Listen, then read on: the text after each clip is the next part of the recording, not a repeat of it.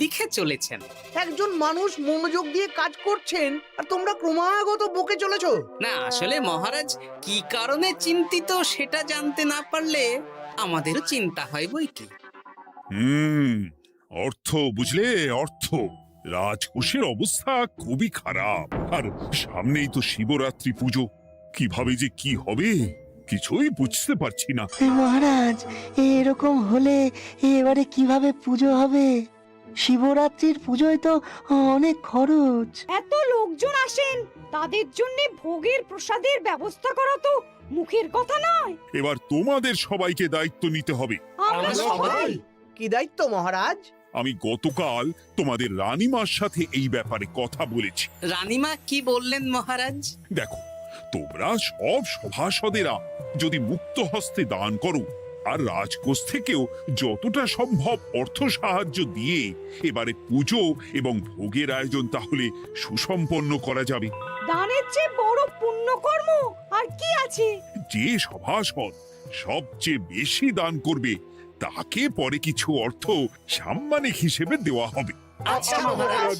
তাহলে আজ রাজসভার আলোচনা এইটুকুই রইল, বাকি কথা পরে হবে।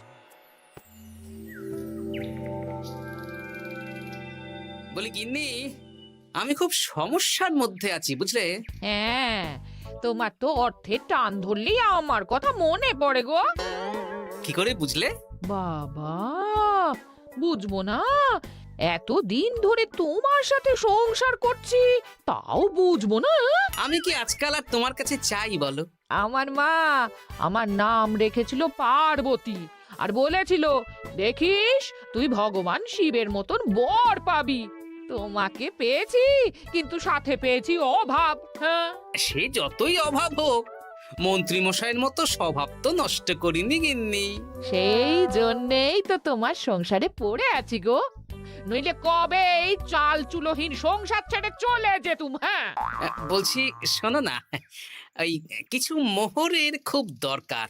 এবার মন্দিরে শিবরাত্রির পুজো হবে, কিন্তু মহারাজ তেমন খরচ করতে পারবেন না। তাই কি?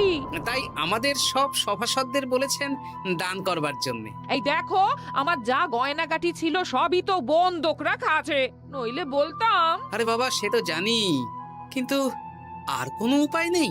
কি বলি বলো তো? দেখি কি করা যায়।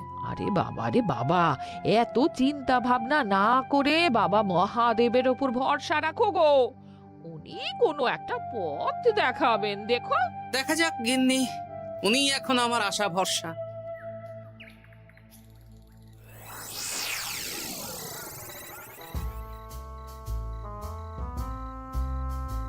আরে মন্ত্রী মশাই, আপনি তখন থেকে শুধু এদিক ওদিক করছেন কেন বলুন তো? তা কি করব? না, আমরা তো বুঝতে পারছি না আপনার কি হলো। জীবনে অনেক অপমানিত হয়েছি, অনেক মার খেয়েছি, এবার সম্মান চাই। আর কেউ সম্মান না করলেও আমরা কিন্তু আপনাকে বেশ সম্মান করি মন্ত্রী মশাই। তোদের সম্মান আর মহারাজের সম্মানের মধ্যে অনেক পার্থক্য আছে। না, ওই ছোট মুখে বড় কথা বলছি মন্ত্রী মশাই, ক্ষমা করবেন। হ্যাঁ, মহারাজ আপনাকে কেন সম্মান করবেন? সামনে শিবরাত্রি, প্রত্যেক বছরের মতন এবছরেও গ্রামের মন্দিরে রাজবাড়ির তত্ত্বাবধানে পুজো হবে, আর সেই পুজোয় আমাকে দান করতে হবে। তা করুন, আপনার কি অর্থের অভাব নাকি? আরে বাবা, সব অর্থ দিয়েই তো তোদের গিন্নিমার গয়না বানিয়ে দিয়েছি, আমার হাতে আর আছে কই? ও, এই সামান্য ব্যাপার। আপনি মাছের তেলে মাছ ভাজুন। হ্যাঁ, আমিও তো তাই বলতে চাইছি। খোলসা করে বলতো তুই কি বলতে চাইছিস? মানে আমি বলতে চাইছি, আপনি আমাদের দায়িত্ব দিন, আমরা রাজ্যবাসীদের থেকে চাঁদা তুলবো, ভিক্ষে করব। আরো অনেক কায়দা করে অর্থ উপার্জন করে আপনার হাতে দেব, আর সেই অর্থ আপনি নিজের বলে চালিয়ে দেবেন। ব্যাস, তাহলে তো আমার 90% চিন্তাই মাথা থেকে নেমে গেল। ব্যাস, আর কোনো চিন্তা নেই।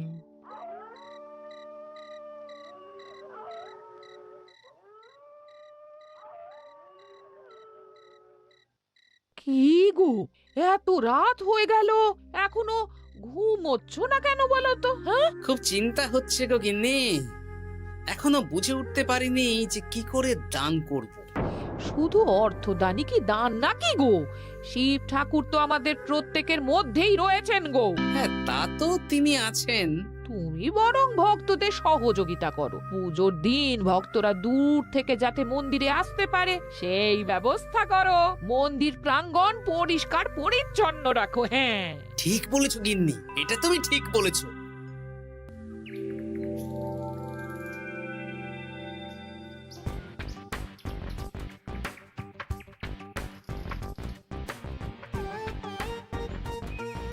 এই যে বাড়িতে কে আছেন? মন্ত্রী মশাই বলুন। হ্যাঁ, তা প্রত্যেক বছরের মতন এই বছরেও তো শিবরাত্রি উপলক্ষে মন্দিরে পুজো হচ্ছে, জানেন তো?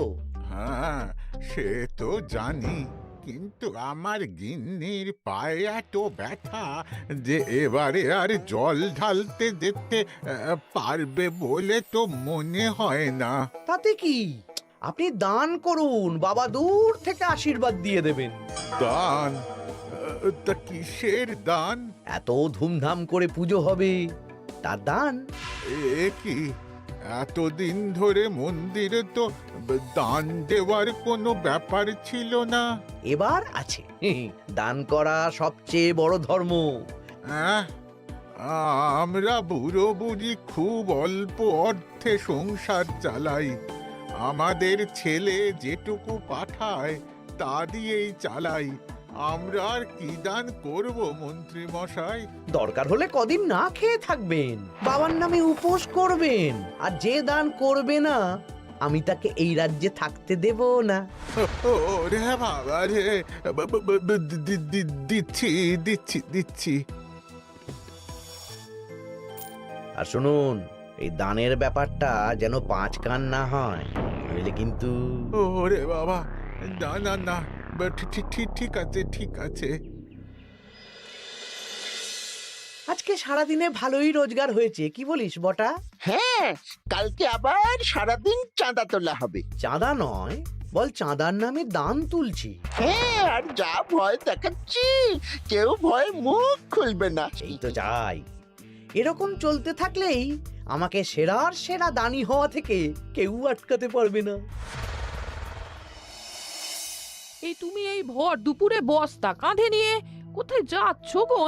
একটু জঙ্গলের দিকে যাচ্ছে গিন্নি, শুকনো কাঠ নিয়ে আসি। পুজোর দিন তো ভোগের রান্না করতে জ্বালানি লাগবে, দেখি শুকনো কাঠ নিয়ে রাজবাড়িতে দিয়ে আসবো। বেশ বেশ বেশ, যাও।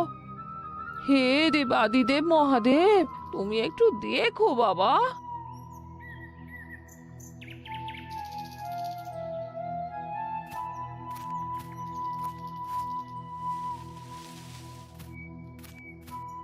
আরে আরে, নগেন খুঁড়ো না, এই সময় কাঠ কুড়োচ্ছ কেন? কি আর করব গোপাল, কাঠ কুড়িয়ে নিয়ে যাচ্ছি, এবার এগুলো হাটে বেচবো। সে কি গো, তোমার ছেলে তো শহরে চাকরি করে বলেছিলে, এ মাসে সে অর্থ পাঠায়নি? সে তো পাঠিয়েছিল বাবা, কিন্তু আর ভাগ্যের পরিহাস, কি বলবো বলো। কি হয়েছে, কোনো সমস্যা নাকি? না না না, সমস্যার কথা জানানো যাবে না, জানালেই আমাদের বিপদ। আরে কি হলো, চুপ কেন? কি গো খুড়ো, কিছু বলো। কাউকে বলবে না তো বাবা? না না, বলো না, আমি কাউকে বলবো না, আমাকে বিশ্বাস করতে পারো। আসলে আজকে সকালে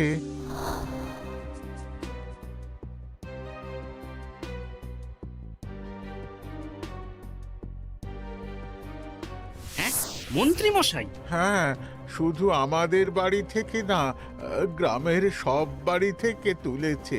ঠিক আছে খুড়ো, তুমি নিশ্চিন্তে থাকো। আর আমার চিন্তার শেষ নেই। আমার গিন্নির কদিন ধরে এত পায়ে ব্যথা যে এবারে অতটা হেঁটে মন্দিরে বাবার মাথায় দুধ ঢালতে যেতে পারবে না। ঠিক আছে, তুমি একদম চিন্তা করো না, আমি দেখছি কি করা যায়।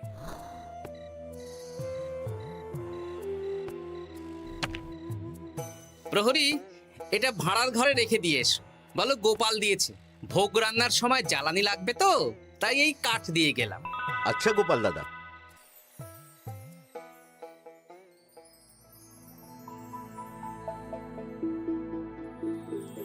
তারপর সবাই কিছু অর্থের যোগান করতে পারলে মহারাজ আমি 5 মোহর অর্থ সাহায্য করতে চাই। আমিও 5 মোহর মহারাজ। বেশ। গোপাল, মহারাজ এখন আমার হাত একদম খালি, তাই আমি অন্যভাবে সহযোগিতা করার চেষ্টা করছি। কিরকম? এই তো গতকাল আমি 1 বস্তা কাঠ দিয়ে গিয়েছি, আজকে আরো দেব। তারপর আগামীকাল মন্দির চত্বর পরিষ্কার করব, আগাছা পরিষ্কার করব, পুজোর দিন ভিড় সামলাবো, যারা দূর থেকে আসবে তাদের একটা গরুর গাড়ি করে নিয়ে আসবো। আচ্ছা, বেশ বেশ, কর। মন্ত্রী, মহারাজ এই নিন, এতে 200 মোহর আছে, আমি আরো দান করব, আপনি কোনো চিন্তা করবেন না মহারাজ। বাহ বাহ বাহ বাহ বাহ, এ তো বিশাল ব্যাপার। আমি জীবনে অনেক পাপ করেছি, তাই এখন দান করে একটু যদি পুণ্য লাভ হয় সেটাই আশা। বেশ বেশ, পণ্ডিত তুমি আর রাজবৈদ্য তাহলে পুজোর দশকর্মা দ্রব্যাদি কেনাকাটা শুরু করো। এখন ধারে নিয়ে আসবে, পুজোর পরে সব শোধ করে দেওয়া হবে। আচ্ছা মহারাজ, ঠিক আছে। তাহলে আজকে আমি আর পণ্ডিত মশাই দুজনে বাজারের দিকে যাব আর সব দশকর্মার দ্রব্যাদি কিনে নিয়ে আসব। হ্যাঁ হ্যাঁ, তাই কর।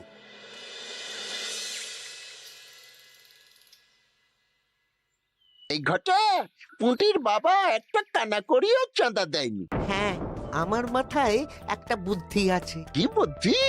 দেখ, ওদের বাড়ির বাইরে একটা শাড়ি ঝুলছে। শাড়িটা দেখে খুব একটা ওই পুরানো মনে হচ্ছে না। ওটা হাত সাফাই করে বাজারে বেচে যা অর্থ পাবো সেটাই মন্ত্রী মশাইকে দেব, তাই তো? একদম তাই।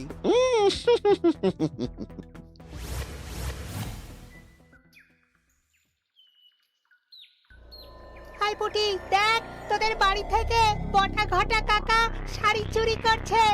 হ্যাঁ তাই তো। ন্যাপলা, ওরে বাবা রে, মরে গেলাম রে, ওরে মরে গেলাম। পালাও পালাও পালাও, ওরে বাবা। এই কি হয়েছে রে, চিৎকার করছিস কেন? আর বটা ওভাবে পালালো কেন? এই বটা ঘটা কাকা ওই পুটির মায়ের শাড়ি চুরি করে পালাচ্ছিল, আমরা ধরে ফেলেছি। সাব্বাস, এই তো চাই। তার মানে মন্ত্রী মশাই এখন দান করার জন্য চুরিও করাচ্ছে। বাহ, কি ভাবছো গোপাল দাদা? না কিছু না। আচ্ছা পুটির বাবা, তোমাদের বাড়ি মন্ত্রী মশাই চাঁদা তুলতে আসেননি? এসেছিলেন তো, কিন্তু আমি বলে দিয়েছি আমি পারবো না। নিজেদের বীজ ধান কেনার অর্থ নেই, চাঁদা দেবো কি করে? আচ্ছা এই ব্যাপার, এবার বুঝতে পেরেছি। অনেক ভয় দেখালেন, চমকালেন, কিন্তু কিচ্ছু দিইনি। তাই বটা ঘটা চুরি করতে এসেছিল, বুঝেছি। বেশ, এই সাবধানে থেকো। কিভাবে যে সংসার চালাবো?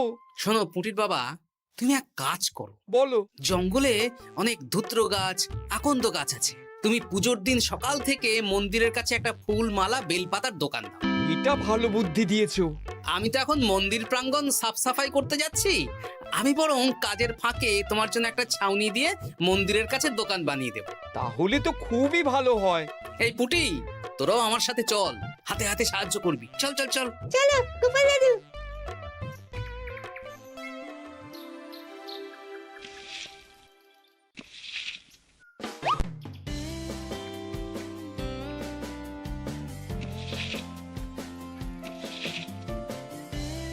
দাদু, এই জায়গাটা গর্ত আছে, তাই মাটি নিয়ে এলাম।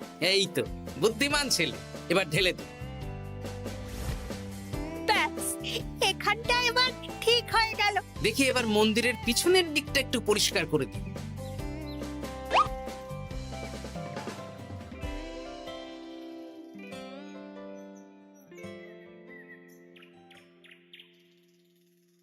জয় মহাদেব। কি কিসের আওয়াজ হলো? হ্যাঁ দাদু, কিরকম একটা টং করে আওয়াজ হলো। দেখি তো।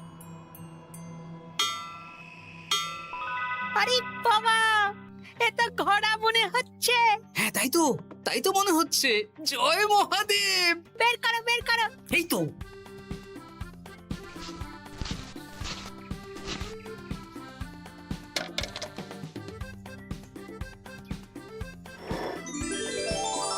ও দাদু, এ তো সোনার মোহর। জয় মহাদেব, তুমি সত্যি আছো প্রভু, তুমি সত্যি আছো। কি দাদু, তুমি কাঁদছো কেন? সবই মহাদেবের কৃপা। মহারাজ বলেছিলেন দান করতে, মহাদেব নিজেই নিজের পুজোর ব্যবস্থা করে নিলেন রে। হ্যাঁ, তাই তো দেখছি দাদু। তবে শোন, এই কথাটা কাউকে বলিস না। আচ্ছা গোপাল দাদু, আমরা কাউকে বলবো না। হ্যাঁ।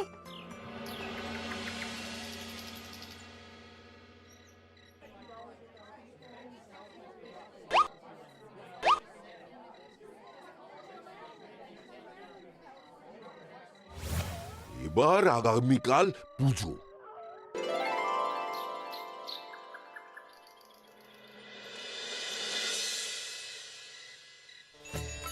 জয় শিব শম্ভু, হর হর মহাদেব। হে প্রভু, হে মহাদেব, জগতের কল্যাণ করো ভোলানাথ। জয় শিব শম্ভু। জয় জয় শিব শম্ভু, জয় শিব শম্ভু। বাবা দেখো বাবা, বাহ বাহ বাহ বাহ, এই তো সব ভালোই হচ্ছে। ভালো তো হবেই মহারাজ। আমি যা দান করেছি, পুজো পাঠ এবারে ধুমধাম করে হবে। দান করে অত অহংকার করতে নেই মন্ত্রী। এক হাতে দান করলে আরেক হাতকে জানাতে নেই, বুঝলে? বুঝেছি মহারাজ।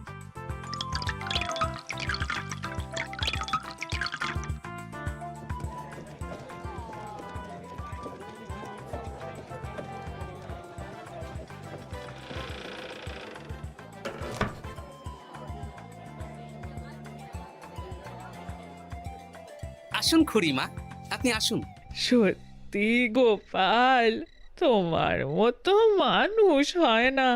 আমার পায়ে বড় ব্যথা, ভেবেছিলাম এই বছর হয়তো মন্দিরে আসতেই পারবো না। আহা, আমি তো আপনার ছেলের মতন। আর কাল আবার আসতে হবে, বড় মাঠে ভোগের আয়োজন আছে, গাড়ি পাঠিয়ে দেব, কেমন?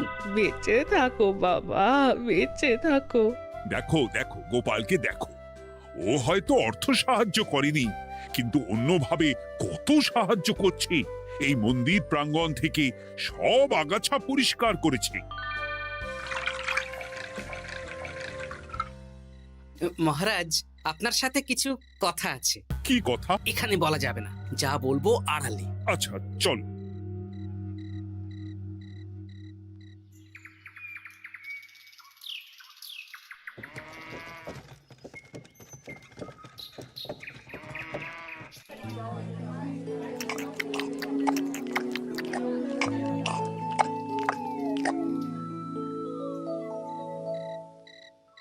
আজ সান্ধ্য সভায় সবাইকে আমি ডাকলাম, তার একটাই কারণ। কি কারণ মহারাজ? কি বলবেন আজ?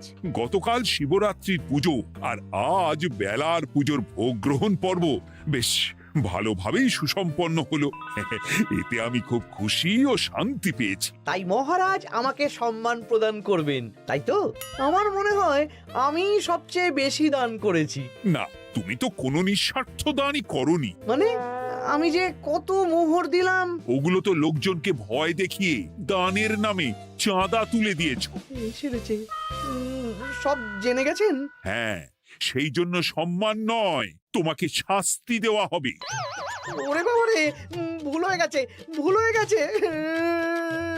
ক্ষমা করুন মহারাজ, ক্ষমা করুন। এসব ক্ষমার অযোগ্য ভুল। যাই হোক, মহাদেবের কৃপায় মহাদেবের পুজো হয়েছে। তুমি যে অর্থ লোকজনের কাছ থেকে তুলেছিলে সেটা লোকজনের মধ্যেই বিলিয়ে দেওয়া হবে। তাহলে পুজোয় যা খরচ হলো তার বকেয়া কিভাবে মেটাবেন? সেটার ব্যবস্থা তো স্বয়ং মহাদেব করেছেন মন্ত্রী মশাই। হ্যাঁ, মহাদেব কিভাবে? আমি একদিন বিকেল বেলা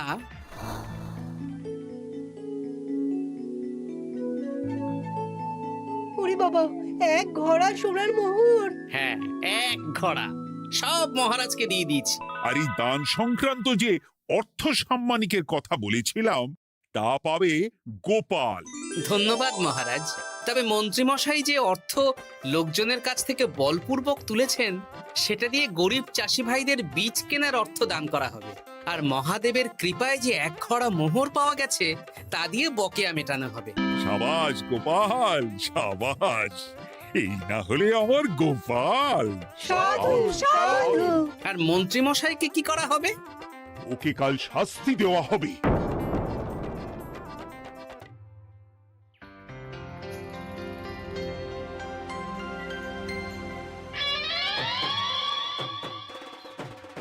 মহাদেব, ও শিব ঠাকুর, আমাকে ক্ষমা করে দিন, ক্ষমা করে দিন আমাকে। ওসব না বলে একবার কান ধরে উঠবস করুন আর একবার করে বলুন জয় মহাদেবের জয়। জয় মহাদেবের জয়, জয় মহাদেবের জয়, জয় মহাদেবের জয়। সবই মহাদেবের দান।